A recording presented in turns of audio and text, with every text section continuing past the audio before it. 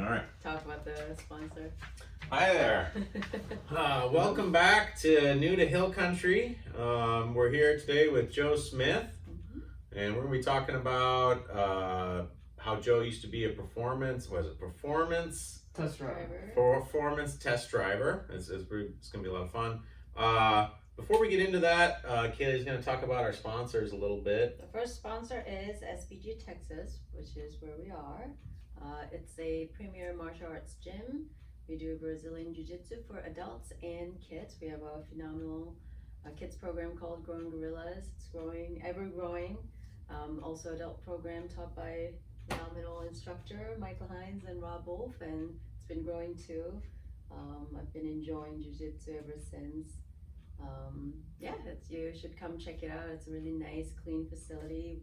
A lot of cool people. So our motto is one tribe, one vibe. You'll enjoy the sense of community right here.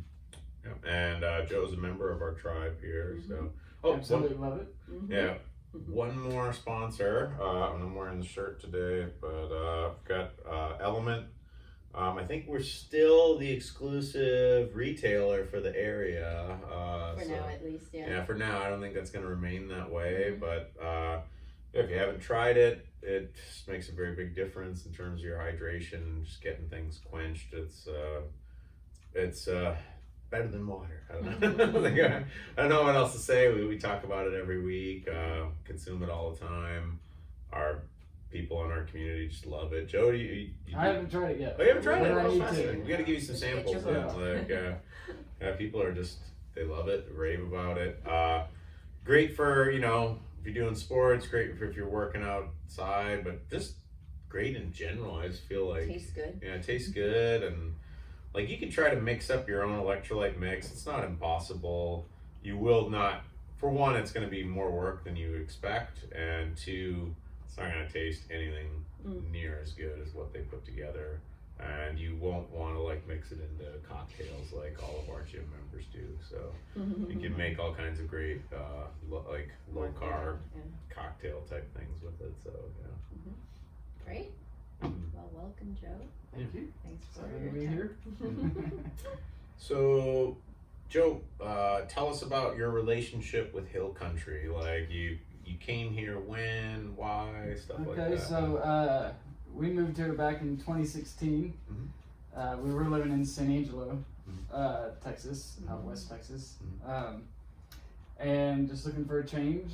We really liked the area. We kind of went and looked at a bunch of different places, like up by Dripping Springs, and looked at schools and all that. And we really liked the Smithson Valley schools. Yep. And just kind of we're out one day, found a really unique piece of property, and just were able to get it. And so here we are. Cool. Yeah. And are you from Texas then originally, or where? So originally, I'm from Kansas City. Okay, right. Was actually born in Nebraska and grew up in Kansas City. Okay. But I moved to Texas back in 2004. Okay. All right. What originally brought you down to Texas? So as a young kid, I always wanted to drive fast. Kind of was my motto. And so I went to engineering school because I wanted to learn about race cars and engineering race cars, and through that, Goodyear was one of our sponsors for our race team. We built a race car, and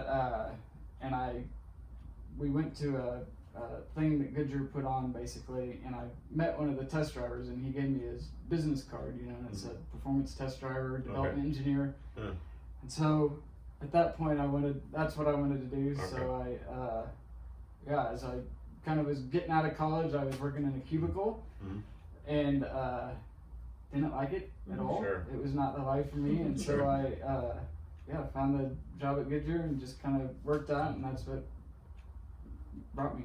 So. Let's go back a little bit. Where did you go to school, and what were you studying stuff? So I went to KU, Kansas University, Jayhawks, and for mechanical engineering. Okay, all right. So I graduated in 2003. Okay, all right. So. I got my bachelor's around 2002, I think. Okay. Yeah. Sounds right. Yeah. When did you graduate high school then? 98. Okay. So Yeah. you're 1 year ahead of me. I see. Okay. Right. Yeah, it's interesting. So you were with mechanical engineering as a background. Were you using that in the test driving as well? So it was a prerequisite to be a Mhm. test driver. Long ago they didn't have that, but Mhm. as a performance test driver, like you develop tires with engineers, Mhm. and then like I would also work with OEMs like Toyota, Chrysler, those kind of Mhm. companies, and so you're working with their engineers, Mhm. helping select tires and that kind of thing, and so kind of understanding the physics and the engineering around tires and suspension and all that Mm. goes a long way. So that's why they had engineers do that. I'll full disclosure. I know nothing about cars really, like almost embarrassingly so. I don't know. I mean, engineering is Engineering's like a whole very advanced level field beyond that that. a Yeah. lot of people don't know about. Well, I forgot most of what I learned. So. I do know how essentially a combustion engine works. I do understand that part of it. One of the weird things in my job when I was a graduate school professor is I was teaching students how to present, and I was teaching interpreters and translators, so their topics could really just go all over the place, what they might interpret, and so that was kind of how presentations went too. Things could just go all over the place. I just usually put the standard on students like, I don't really care what you do, I just want to feel like I learned something content wise by the end of it. And so like, yeah, I remember a couple students presented on like combustion engines at one point, like, so I would learn all these really different things from like different fields and stuff like that, and you're only getting like a passing look at it, but it was not a bad part of my previous profession actually and then she had to learn a little bit of everything everywhere. Did you have to do anything with cars? I don't really remember. Yeah, definitely. But Yeah. just like my job was, I was a freelancer. So one day I would, work with engineers, and then the next day I would work with judges. The next day I would work with doctors. So I learned to really hold the knowledge in a short period of time, and then empty my brain so I can have another. Yeah, because there's a lot of unique Knowledge. words and Right, terms jargons and all that, yeah, you have so- to learn. Right. So Mhm. nothing really stays, but I acquired a skill of fast learning. Sure. I think that's Sure. But anyway, tell us about the experience as a performance test driver. So part of that job was so testing tires and sorting tires. So like the engineers would design 5 different tires, and these are like prototype tires that aren't in production. And so you'd have to go and basically you would do noise testing on them, which isn't so exciting. Ride testing, which you drive over bumps and you feel like how the tire feels when it hits the bump. Also not all that exciting. And then there was like high speed handling, where like you do a lane change at 70 miles an hour as fast as you can, like cars sliding sideways, have to wear a helmet. And basically what you're trying to do is go out and determine what the characteristics are of the tire. Like, is it loud? Does it have any resonance issues? Like, does it have a handling problem? Like when you did your lane change, did you spin off the track because it has bad grip or bad, whatever characteristics? And so that's basically what you do. And you go out, you'd go on one set of tires, drive it, and every time you went out and drove it, it's the exact same. Like you have a certain thing that you're doing the exact same time every time. So you go out on one set of tires, come in, people change your tires, and then you write down how that tire performed. And then you go out on the next one and you rate it on a 1 to 10 scale, quarter point increments. Do they let you know which tire you're driving with, or do they keep you blind to try to keep you a little more?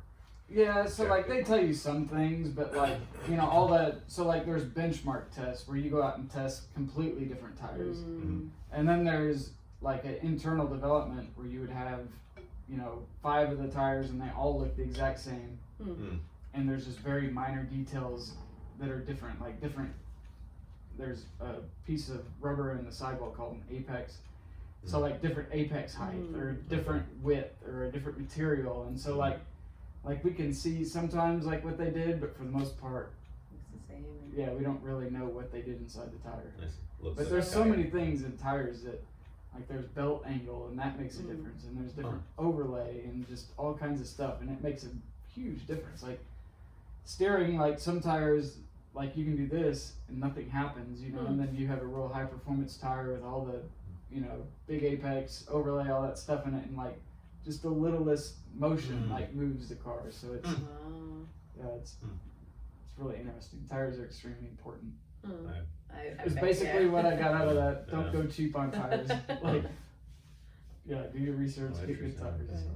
I've probably always gone cheap on. I didn't really. I mean, we owned a car in Korea, but I was really it was always referred to as her car, not our car, because I never drove it. I would just public transit for the last, gosh, about 15 years of my life. I really barely ever drove. It was just riding bus, riding the subway, riding the train, and walk and things like that, which I actually really enjoyed. I don't actually dislike driving. Just driving in Asia, it's not so much. I just in a big city. It's a little stressful. Yeah, driving in a big city is better. Right. But I think New York, Chicago. Anywhere you go, yeah, it sucks. Yeah, it was just really like it was stressful. Just like too much stress added to your day.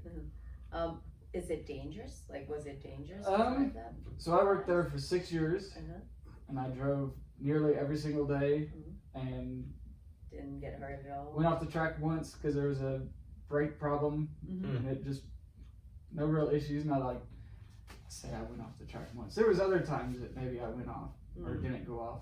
I'm not gonna admit that I did, but yeah. So there were some times where I was kind of screwing around and might have gone off, but yeah, for the most part, no. I got on two wheels like 3 times. Okay. The car was about to roll, and I was able to make it not roll. So. What was the impetus for that? Like, was when you were like doing the lane testing or something? Or? Yeah. So. That sounds like that tire was way off. Yeah. One time it was a vehicle issue. Okay. A vehicle wheel fitment issue where a certain wheel narrowed the track too much, and it just made it. Basically, I had to cancel the test. I see. And yeah, we had to find another way to test the tires because it was not safe. And then another time it was something called a tank slapper, which is it can happen in motorcycles too, but it's when you go from one side to the other and back and forth, and you're sliding back and forth like this. And I was in a minivan doing that, and I was doing it on purpose, but like one time it caught, but I was able to get it under control. What do you do when it goes up? Like, it sounds like you were ready for that, so you trained for that or something. So what is it that you do? It can be called assholes and elbows. I don't remember how it goes, but like you give it everything you got to get it under control. You just ride it the other direction as hard as you can. Okay. So like when a car slides, that's probably what I do anyways. But yeah. When a car slides, most new cars don't slide anymore because they have stability control. So like after 2012, all cars have stability control, and so they like electronics take care of this. But if it's an older vehicle and it doesn't have the electronics or you haven't turned off, when a vehicle slides and say you put in a counter steer to catch it, and you catch it, when it catches, it comes back the other way, I see. Harder. And so you basically slide, and then like I've done it thousands of times, so I know what it's gonna do. And so it's just putting in that corrective action before it happens. I see. To dampen it out. Okay. So you don't go, off. So when those kind of unexpected moments come, like how do you feel? Like you're just like, oh no. So that probably got my heart rate up. For the most part, like I could drive down the road at 70 and slide the car sideways, and I had no reaction because I've done it so much. Right. Nowadays, I haven't done it since 2010, so I still race go-karts. Okay. And those are pretty twitchy, and like they can scare you, but like doing it in a car is a different kind of feeling because you're not, I don't know, expecting it. It's when something happens and you're not expecting it. Right. Yeah. So you stopped doing that? I did, yeah. Like in 2010, I basically quit and started buying up franchises basically. And I just kind of got tired of going. Having to go be somewhere. I'm kind of I like to, I don't know, be autonomous You know what I mean? Like, Sure. A little more freedom. yeah, Sure, freedom Or your of time. Right, time. Sure. And that's what I was trying to do. So, So what do you do now, and how's your schedule? Did you achieve that? so I own franchises, kind of in Waco, Texas, and then out West Texas and New Mexico.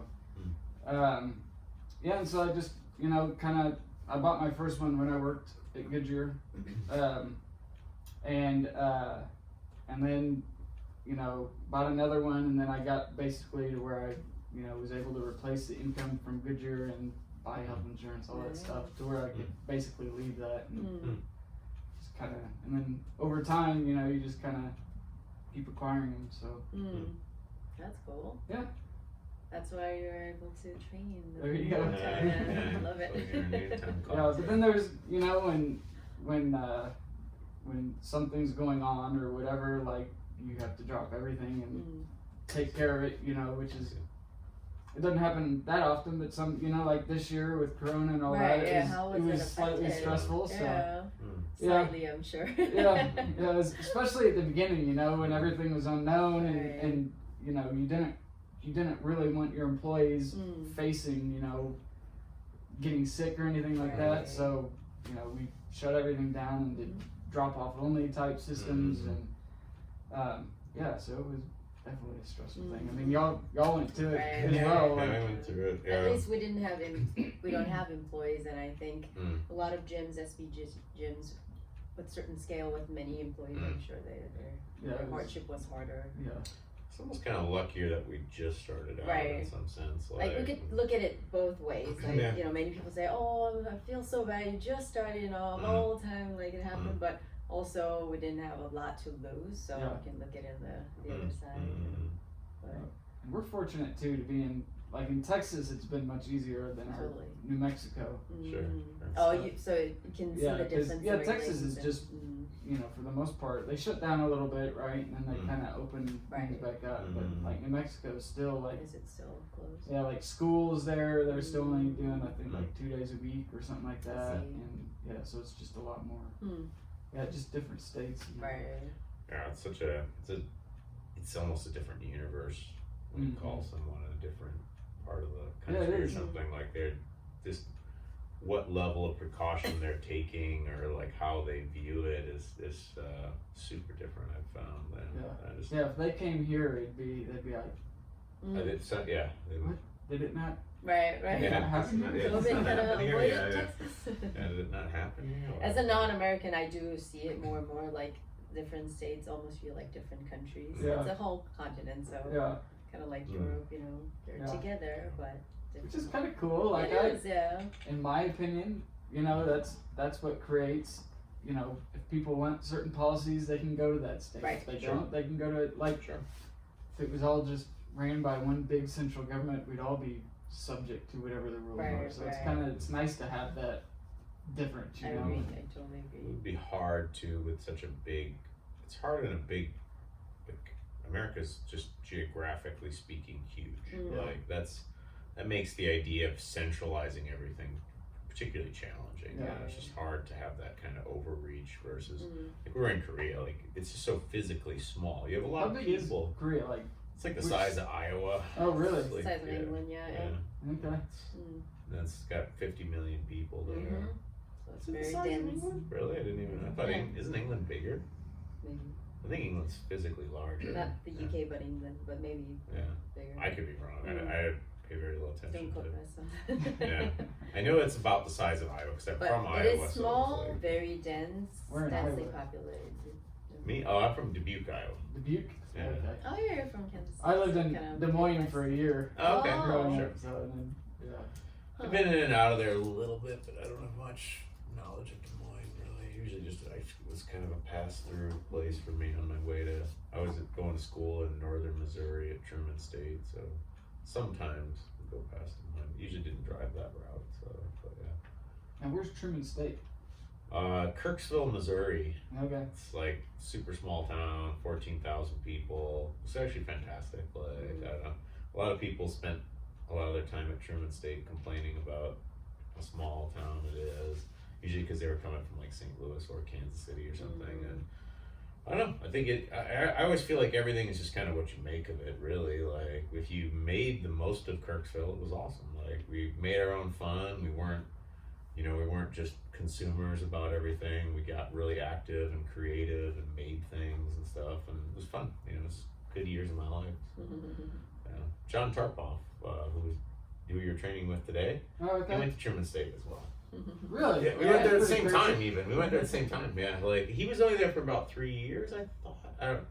It was. We talked about it. I think on his podcast when he came on. Right, I remember that. Yeah, but yeah, we started at the same exact time and everything. For all I know, we dated the same girls. I have no idea. Like I don't know that we ever met or shared classes or anything. But yeah, we were there. He started in like fall of '98. I was there fall of '98. He was playing football though and stuff, so I don't remember knowing anybody on the football team. So That's crazy. yeah. Now, did you go from there to straight to Korea, or? No. The abroad part of my life began in my graduate school years, also at Truman. I was doing an education degree. And I was really fully expecting to be like teaching in a high school. That's what I trained to do, and that's what I thought I would do. And I went and did a teaching internship in Germany, Baumholter, Germany, on an American base there. And like everyone had to do a teaching internship for the masters, and I just did it to the Department of Defense. They had a program that came in and talked to us. I was like, oh, that sounds really cool. I'd never been outside the country. Well, I'd been to Canada. Didn't feel that different enough to really like. I've been in Montreal, so it was about as different as Canada gets, but it still didn't really. I liked it, but it didn't like feel super Exotic. Yeah, and I wasn't spending. I was more like a meditation thing, but I went to Germany for half a year. Essentially, traveled all around in Europe for as much as I could because I still did have a job like Monday through Friday. And then, I just had that travel bug after that and came back, and a friend of mine just said, hey, like, come to Japan. That's really cool. Like, and he kind of offered me a job. I didn't get that job, but the parent company saw my application and got me in a different position, in a different part of Japan, and was there for 2 years. Came back to the States very briefly. Didn't really feel like I don't know, just wasn't feeling it. That's the bottom line of it. And somebody convinced me I should go abroad again, and ended up going to Korea. Thought I'd be there for a year, and was there for 13 and a half years. Like 3 years into it, I thought I was done. I was like 3 years into it, I think, is when I started working at the graduate school, and was like, all right, I had just landed like my first real job in some sense, and I was like, all right, I'm gonna be done in a year though. I'll move on to like Thailand or something. I want to live on a beach or something. And then I met this lady here, and that changed the course. In that first year y'all met? No, it was like 3 years into my life in Okay. Korea. I met her, and that really changed the course of. Like, I was planning to leave at that point, and then I met her and was like, "Oh, I'll stick around. This chick's pretty hot." So, it's like, And 10 years later. see where this goes. Yeah, marriage and kids. And, Right. I thought I was gonna life it in Korea. Actually, I used to call myself a lifer while I was there, and then. When she changed course basically about not wanting to continue, that's where we decided to do something totally different. And here we are. And then here we are. Yeah. So Fun times. yeah. Mm. Well, let's go back to the how fast have you ever driven? I'm curious, like what's like max speed you feel like you've ever gotten to? So like, we didn't do much max speed stuff out there. Fair enough. Yeah, I rode in a jet truck one time. Oh wow. It went 250 miles an hour or something like that. Wow. Wow. Yeah, and How did it feel to drive that? it happened so fast. Yeah. Yeah, it was at a. My wife used to work at an airport in San Angelo, and they had like a air show, and some guy was there at the air show. Like they brought him in, and he had a jet truck, and it's like a Dodge Ram, like completely gutted, and they put a huge jet engine in it, and so like I was chatting with the guy, and he's like, "Yeah, you want to ride with me tomorrow?" I was like, "Okay." He's like, "All right, well, bring your suit." And so I showed up, got my suit on, got my helmet on, and all that, and got in the truck, and like he's got this roll cage, and like on his side of the truck, like he's goes around his head, like just super stout, all this stuff, and I've got like one little bar that goes across my side. I was like, this is a little sketch, and but yeah, he just took off. Oh wow. And then they put out parachutes to slow down. Oh wow. And he's like, yeah, I had to, cut off the engine. I was like, oh, why is that? He's like, because the front started to lift off. And I was like, oh, cool. Yeah. It's not scary at all. He just about took off. Huh. Good to know. Oh wow, that's crazy. That is crazy.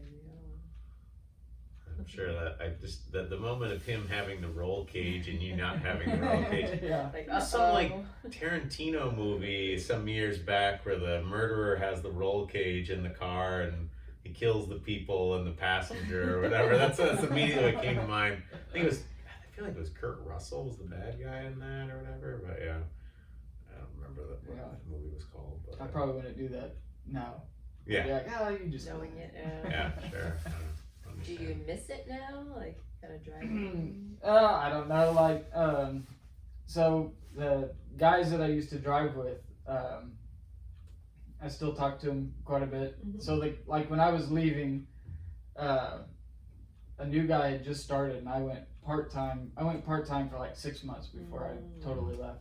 And so I trained him to kind of replace me.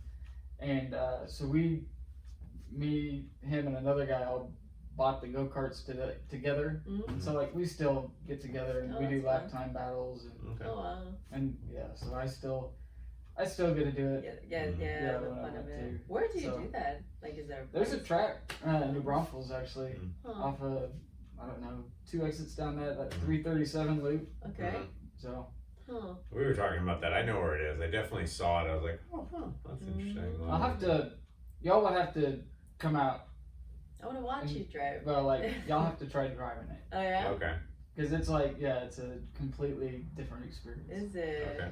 Yeah, so it's a shifter cart. So 6-speed. I see. Oh, okay. And the first time I raced them back in like 2011, and then I took a break, and then we got them again this last year. But the first time I ever went racing, after 3 laps, I couldn't hold my head up anymore because my neck muscles were fatigued. Oh, really?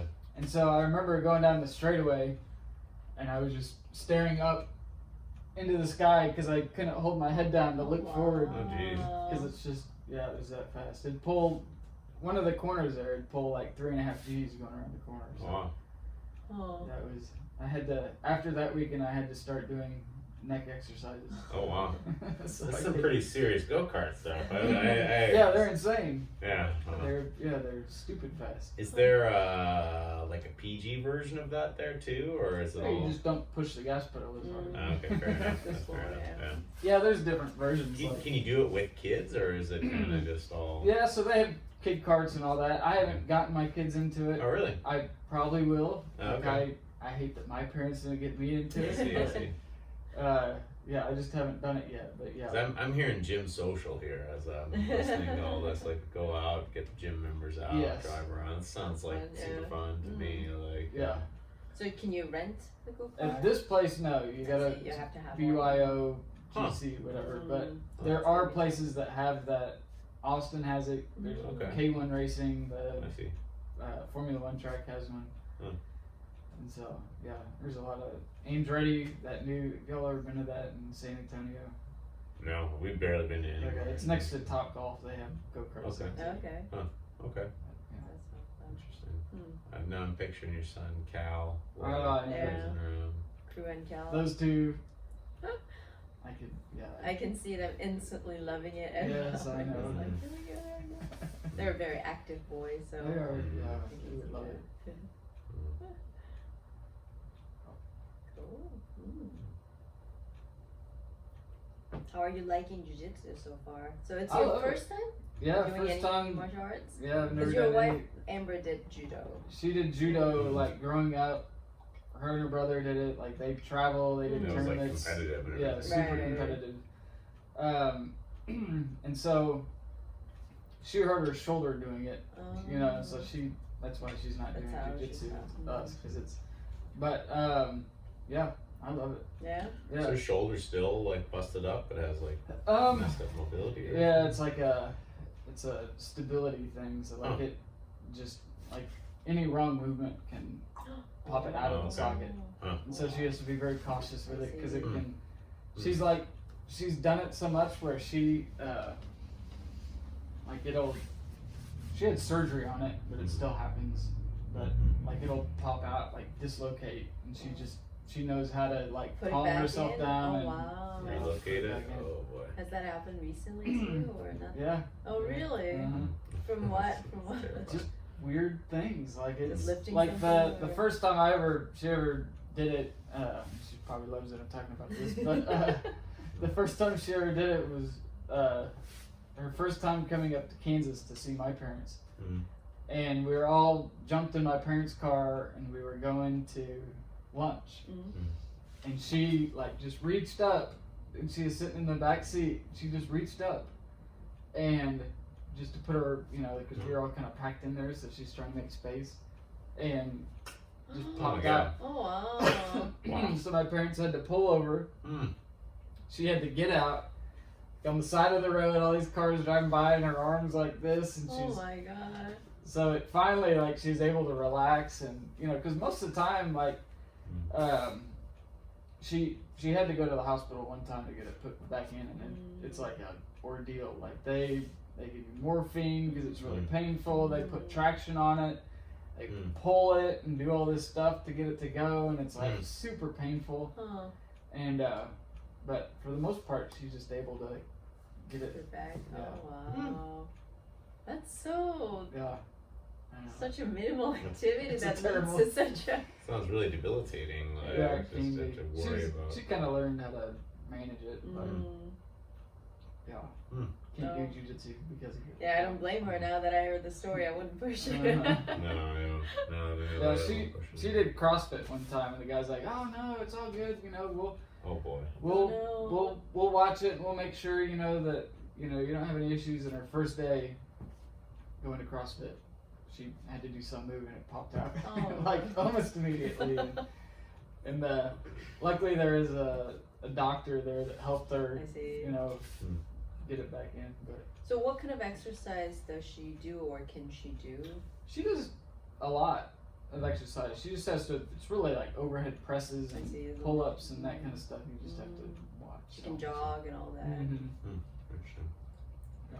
Oh, that's a really crazy story. But jujitsu's been fun. Like I've learned so much, and like I don't know, like I wish I would have known this stuff like when I was young, like in high school and significantly smaller than everybody else. It would have come in handy. That's what everybody says, because like you do, there's always a concern for like soreness and all that. So I wish I'd learned it earlier, sooner. And then we do see younger guys like 18 and they come every day and it's like, are you sore? It's like, no. Yeah. It's like, none of it. It's like, Nothing makes good them for you, sore. Yeah. At 18, I don't even remember. Right. I don't remember if I knew what it meant to be sore when I was 18. Is that possible? Sort of like, yeah. But still, having said that, jiu-jitsu is good for any age, people of any age, because it doesn't really require like such a forceful movement. Kyle loves it. Yeah, And yeah, he digs it. that's so cool. He's learning a lot, and like, combined with his own inner kind of innate wrestling spirit there, I think he's thriving. Be curious. I mean, it would be really interesting to see him and like when I look at like Cal and my son Lincoln and just Cal's 5 as well, right? And it's like they're starting right now. You know what I mean? Like, and they're pretty rough. You know what I mean? Like they don't really. Like when I look at Lauren, who's like 8, like she gets the techniques much deeper for sure. But like they are already getting conceptually so much, and it's like, what will they look like in a year? You know what I mean? Like as their coordination increases, they're already have the blueprint of like what to do and stuff. And a lot of times what we just emphasize with the kids too is like, whereas I'm perhaps exceedingly technical with the adults to the point of like that was a lot maybe sometimes. With kids, it's like you scale it back to almost nothing. Like, and they kind of find the details on their own but they're also, their bodies are sort of newer and fresher and kind of less, warped by sitting in chairs and all these things that we've done through and up to adult life. So they find those grooves sort of faster. And I'm kind of curious to see, like with like Cal and Lincoln, like, man, in a year, what do these guys look like? And then it's like, what do they look like in 5 years? Like just, I pity the bullies that want to pick on them later, because it's just going to be like drop to double and put that guy on his back like immediately, and like they'll have abilities that they just won't be ready for. Just if you've never trained that, like if you've never gone against someone who's got significant jiu-jitsu training, you have no idea what you're in for. It's a whole other world. Like I've likened it like to, you are now going to try to fight someone who can swim in the water in the deep end, and you can't swim. Like you've never learned to swim, that person can. I mean, their advantages are that tremendous. So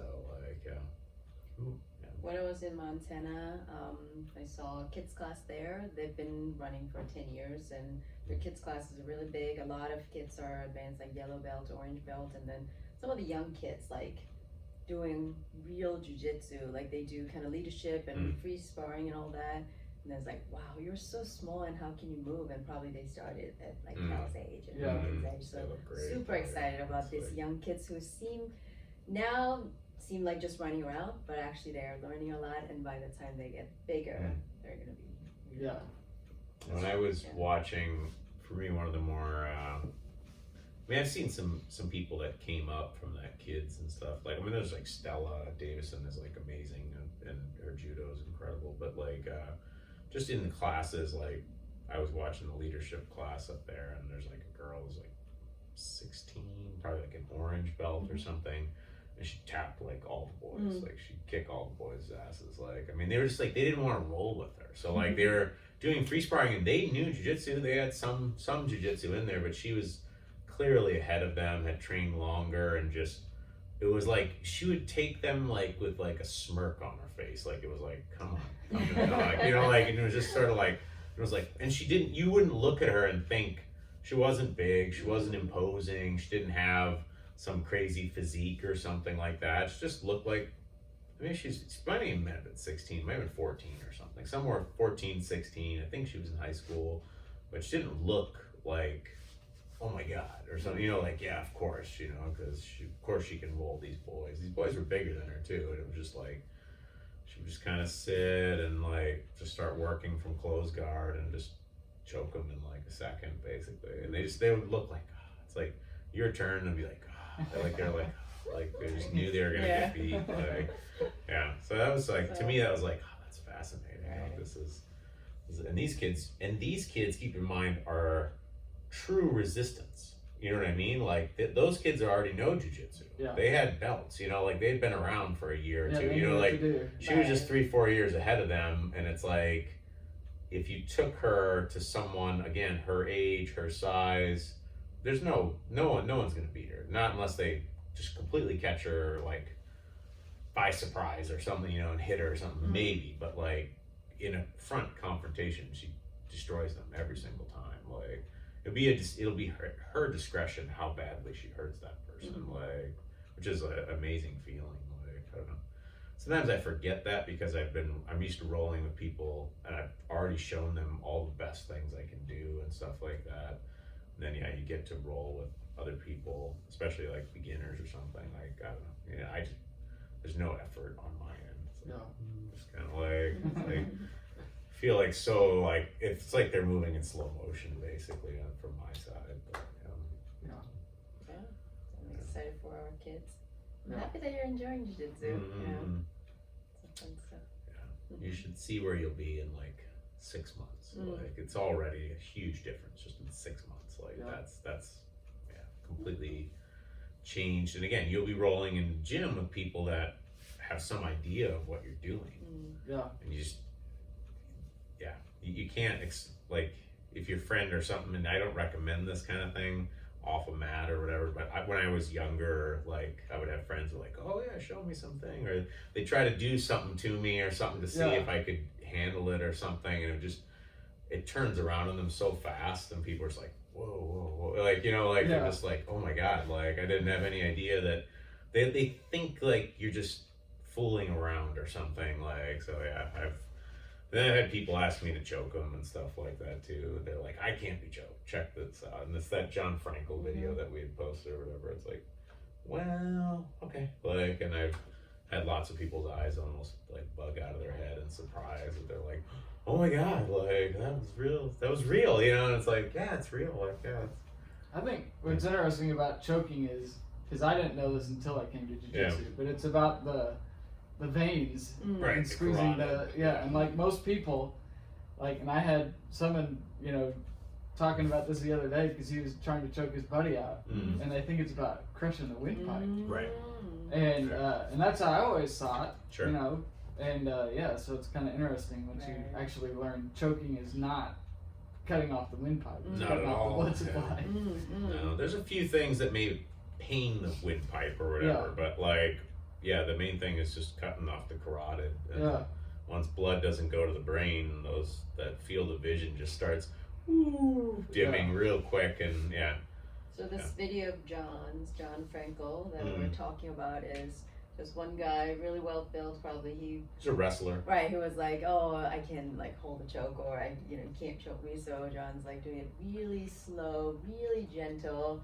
And then it takes like how many seconds? Not long at all. Like he's just like the guy's like, just passes right out. He's out. And then it just wake him up, and he woke up. But it's quite a scene. It really is. Just how calm and peaceful John is. Yeah, there's nothing forceful there or anything. You don't see his muscles aren't really all flexed or anything. It's almost like just kind of technique smiling. is Just the technique. Like what John said to him is he's like, maybe the quality of your training partners was not that high. Like, the guy was like, no one's ever been able to choke me. It's like, maybe they don't actually know how to choke. Like, that's very possible here. Like, so, and the guy's like, I don't know. And he literally just puts the guy to sleep. Add that video after this episode. I might have to edit that onto there. That's a pretty fun one. I mean, I've had people just say goofy things to me. I had a friend in Korea who was like, I know how to get out of a triangle choke. And a triangle choke is when you use the legs to trap the arm and the head together, and they pinch together. And I think you've done the triangle choke, I right? tried to do it on him, and I was struggling. He was like, I know how to get out of the triangle choke. You just kind of squeeze. There's a pressure point. If you squeeze this pressure point, they'll open up or whatever. And it's kind of like, I knew it wasn't true, but like I was like, no, like, because if that existed, everybody would do it, because the nature of jiu-jitsu is super objective. So like, I have revised the way I do so many things in jiu-jitsu on the basis of new information and new technique. It's a constant revision process. SBG is constantly adding new techniques based on, oh hey, there's a new, better way to do that thing. It's like, oh awesome, show me. Like, I want the most efficient way to do it. So I was like, all right, let's try this out here. And I threw the legs up on him, and I went really slow and just let him. I don't know. He was pushing on like my armpit. It felt like nothing at all, and I was like, "Are you trying to tickle me?" Yeah, I was sort of like, "Yeah, that's not gonna work." He's like, "No, but see how you can't choke me." I was like, "No, but I can," and I just tightened the noose, and he was like, "Wow!" Like, just, oh my God, I never felt anything like that before. And he'd claimed he had fought people and they had done this and all this stuff, and it's like, it sounds like make believe, made up stories to me. Like, I don't know who he ever fought or whatever, but they didn't do a triangle choke properly. So no. Once that smashes together like that, I mean, I've had people like get me into the dark pretty fast where I started seeing stars. I've never gone out. I'm pretty smart about tapping, so like I'm not a stubborn person about chokes or anything. I'll just tap real quick. I'd rather tap early and just. So if you do go out, you're just out? So I have seen people go out. So a friend of mine went out once, and it was interesting how it happened. Just the coach was teaching a rear naked choke, and I think she only had one arm in at that point, and she stopped to explain a detail or something, and then he went out. Like, it was the pressure was still on, and all of a sudden he just kind of like just slumped over, and we kind of sat him up and a little smack on the cheek and stuff, and he suddenly his eyes opened up. He kind of didn't really remember what had happened, but he was fine. That being said, I'm pretty strong with the kids and even with the adults. Like, it's not a party trick, because I would only choke someone unconscious. I would never choke someone unconscious just to see what happens. Like, that is a horrible idea. There is a really small potential for like medical concern. There's people that might have some sort of condition that you've cut blood flow to the brain. I mean, like, you got to take that kind of seriously, what you've done to that person. And, there are some very slight possibilities of certain medical conditions, but, so I would never just go out. There's no value to that whatsoever. When I see fighters do that in like the UFC or something, I'm like, and people are like, oh, he's so tough. And it's like, he's so tough, I guess, but like, there's no toughness. Like, he's just going to go unconscious. Like, there's nothing else that's going to happen except potentially he could have some health problems. Potentially he might crap his pants or whatever in front of everybody. You know what I mean? Like, there's nothing wrong with tapping. Like, all you're going to do is you went to sleep and you'll wake up later, and that's it. I mean, I see guys not tap to like arm lock stuff, and I'm like, oh my God, like, now you're going to get reconstructive surgery on your arm and everything. Like, there's no benefit in that. There's no benefit. And if you've been doing it that long, when it's like, when it's gone, like, there's stuff that could come on fast in competition, real fast and hard, potentially, but I feel like when it's there, you should. Yeah, when someone's got that locked in, it's like, maybe I'm not going to get out of this. I also like that when you teach, you always ask someone who's doing unblock to go slow, because I did notice actually, like, oh, I feel fine. Oh, no, like, it comes very fast. So I think in training, at least, we want to go kind of slow, and I like that. Yeah, often at the point where you've actually start feeling it is created the tension that would create the break. Like, if you're not going slow and you apply that part fast, like, that can be pretty dangerous. And it's really important when you're teaching people, like, so a lot of white belts, I've trained with a lot of people who are just like this. It's like, it's not working, so like, I must have to go harder now. And that's the most dangerous thing, because like, suddenly you're going to find where that key goes in the lock, and the amount of pressure behind that's going to exceed what you can control. And now you're going to like break an arm here or something like that. So always going slow with that stuff. And because it's never power. It's never like that I have to have a ton of power behind it. I mean, 5-10 pounds of pressure at maximum, there has to be some pressure, but not like, all my arm bars are very, like, we're talking like centimeters of movement from my hips, not a foot's worth of movement from my hips. Like, so the pressure is always in like centimeters in my mind. That's kind of how I remember it. And a lot of times if you're rolling with buddies and stuff like that, and you're applying a foot's worth of pressure versus centimeters, they probably won't even tap. You probably will miss, because it's such a fine thing. You'll probably miss what needs to be done. And what you'll do is something damaging, but not fight stopping. So like, people will be on the neck, and they'll be cranking the neck, and they'll be twisting it and hurting the muscles, so that guy will feel it tomorrow, but he might not stop there. Like, he'll keep going, basically. His wrists, arms, like all that stuff. So it's like you're hurting them, and it will be damage that they will feel over the next couple of weeks, but adrenaline would carry them straight through that, and they would still fight on, basically. So it's a subtle art. That's why it's the soft method. That's what the Jew means. Judo, the same thing, the soft way. So like, that, it's finding that very, very fine and soft groove in there. That's the critical point component. Feels like we're out in the weeds on jiu-jitsu here, so I should probably call it here. I think we've all got to run on to some other things, and it's been great having you on, Joe. And I really enjoyed hearing about the fast driving part, the performance the Fast and the Furious. I want to see you actually driving the GoKart. Yeah, now I want to now I want to see it. Record a video and. I got videos. Oh yeah, I want to see that after Awesome. this. Yeah, maybe that's what we should put up on the Instagram, is like, something where you're doing like a peel out type thing or something when like we that. post That'd this be episode, yeah, rather let's than do just that. we always do pictures of people's faces looking wonderful, but like it'd be nice to try something a little Yeah. different. So All right. Well, yeah, thanks for you, coming Joe. on. Yeah, thank you. Yeah. Pop this off here.